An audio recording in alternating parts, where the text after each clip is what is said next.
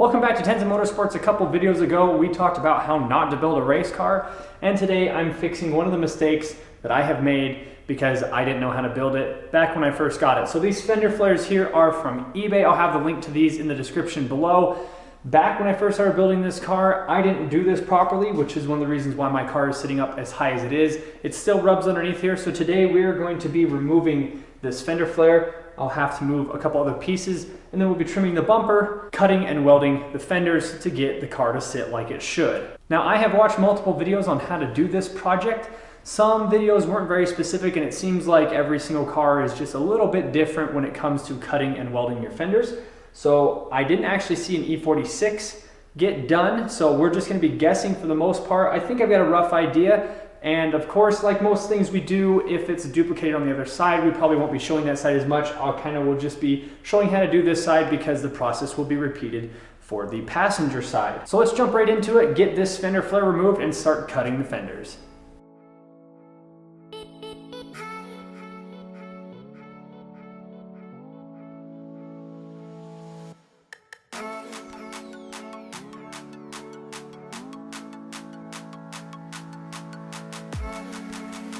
All right, so I've got the rim and the tire off. We're gonna be looking up underneath the fender here to see where it's rubbing. I know it's rubbing because I can hear it, I can smell it, and then you can also see it on the tire itself. You can see where it has been touching. So between the tire and the fender, I should be able to get a rough estimate of where I should be cutting, and then I'm actually gonna be cutting a lot more than that because I wanna lower the car. When I did this a while back, I did it very wrong, and I'm kind of a little bit embarrassed to even show what it looks like because it's pretty bad. I mean, I did it just to get the other tires to fit, and these Toyo Proxies are just a little bit meatier than the Bridgestone Potenzas that I had on here. So like I said, it looks it's pretty bad underneath there. So I'm gonna get the rest of this taken apart and just kind of do some measuring, and we'll go from there.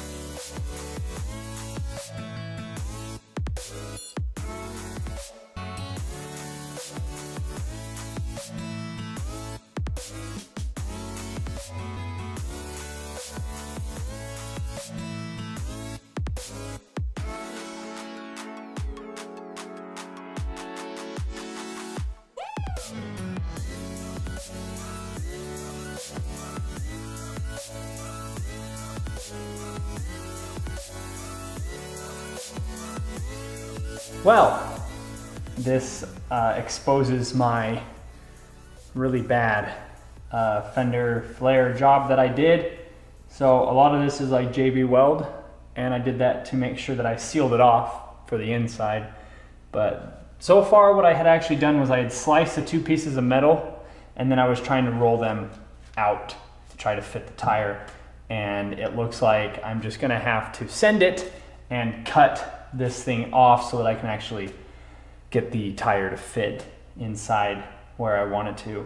So from here, we're going to clean up, and then I want to actually get some ideas put together on how I want to do this before I just hack it all up. You definitely want to make sure that you've got a plan in place so that you don't hack it up and you go, oh, well, I actually needed that piece of metal on there. Then you're re-welding, or you've just got a massive hole sitting there. And as you can see, I've got duplicate holes across here.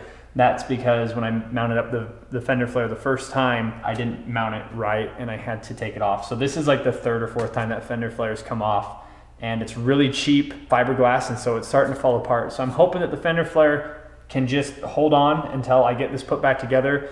That's all fender flares do, is just cover the wheels. So there's no performance aspect to it. I just need to get it it's fitting like it should, and then I shouldn't have any more issues with it. All right, welcome to day 2. Last night I decided to do a little bit more research, and then I had dinner, and then I kind of wussed out and didn't come back out to the garage to finish it. But today we're gonna finish it. So we're gonna start by cutting off this edge here, probably along this line, to get rid of my JB weld and my sealant, the job that I did last time.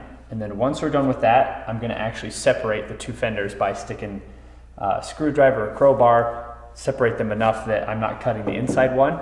Once I do that, I'm gonna cut probably about this high or so on the outer fender, and then I will slice the lower fender, and then the lower fender will be rolled up, tack welded, and then I will use JB Weld or some sort of caulk to seal it again so that it's not leaking dust or water into the trunk or the back seat of the car, depending on where the leak would be.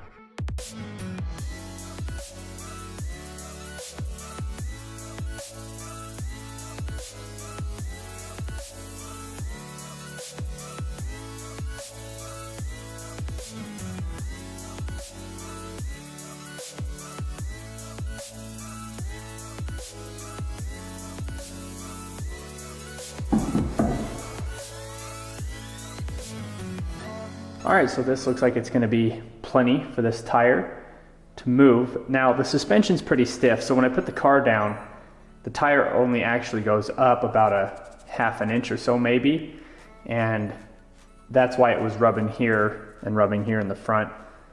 But I think this is gonna work up here. I'm gonna have to trim the bumper, and I might have to do some more work on this side. But for right now, I'm feeling pretty good about it. So I've never really trimmed up a bumper.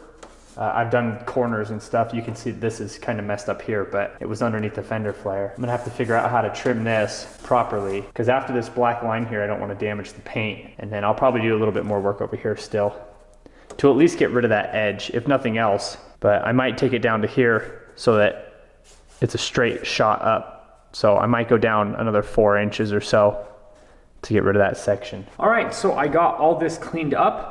I actually lowered the suspension because I wanted to actually check the distance here. And the distance between the tire and the fender is actually about double what the front of the car is, and the front of the car doesn't rub at all. So I'm gonna finish removing the paint on these pieces here, and then we'll be going along here and welding them. And then I'll be using some panel filler to just kind of seal the cracks and everything like that, and make sure that we're not getting water and dirt up into the car.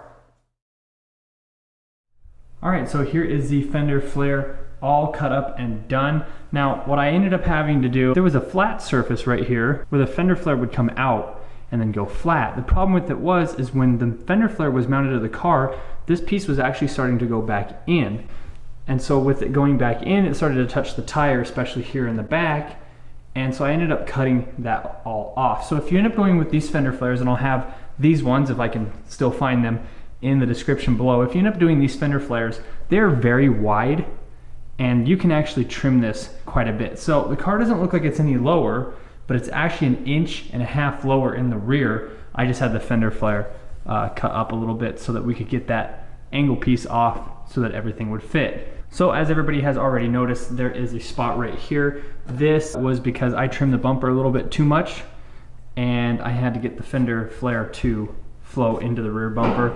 So it does look a little funny right there. And as you can see here, this isn't quite perfect yet. So I'm gonna do a little bit more sanding and slowly get this to look right, especially in this area right here. But this can be fixed. I think that's probably stuck the way it is, but that's a very small price to pay, honestly. If you told me, hey, there's gonna be a little kink right there, but your tire's gonna fit, I would have done this months ago. But I had no idea how this project was gonna turn out. I am very happy the way it did.